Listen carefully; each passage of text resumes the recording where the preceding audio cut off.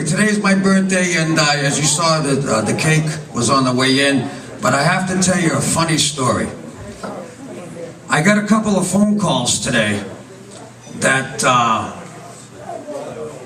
John McDonough had my name on his sign at the funeral home, wishing me a happy birthday. A friend of mine called me. He says, "Captain, I just had to let you know that I get off the connector, I took a left, and out of the corner of my eye, I saw your name on the sign. So I had to turn around to make sure you weren't one of John's customers." I said, "No, I'm all set, thank you." But that was nice of John to do that, I think. I'm not sure. Anyway, ladies and gentlemen, I just have a very brief statement to make. With over 5 weeks to go, ladies and gentlemen, over 5,000 doors knocked, I am more energized than ever and ready to serve the residents of the city of Lowell as your next city councilor.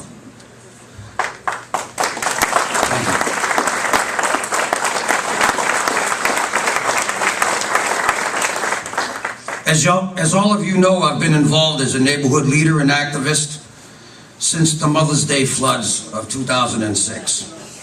I've made a difference in my neighborhood and in the neighborhoods across the city with the relationships that I've built with the city officials, the city council, the state and federal delegation. I've addressed numerous city council meetings, zoning, planning, and conservation boards to address the needs of the neighborhoods with positive results. I've been able to address quality of life issues for many of the residents in the city, like rehabilitating a neighborhood park, finding housing for a senior citizen living in squalor, and finding housing for a mother of 4 living in a motel because her apartment was condemned, just to name a few. Help me, ladies and gentlemen, help me, a neighborhood guy, a guy that knows what it's like to wake up every morning and scratch out a living, a neighborhood guy that saw his neighbors lose everything and helped them rebuild with the help of my friends in the trades. Help me, a neighborhood guy who helped raise hundreds of thousands of dollars for their neighbors and a neighborhood guy who will work and listen to every resident in this great city. A neighborhood guy who donates his talents as a professional musician with his bandmates, the fundraisers, to help nonprofits and charities across the city raise thousands of dollars. And a neighborhood guy that will work to make this great city a better place to live for our future residents.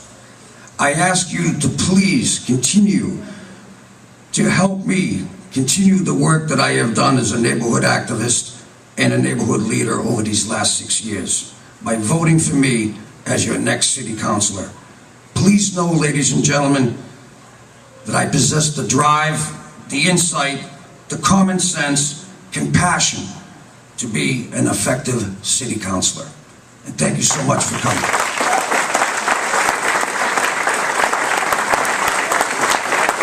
Thank you.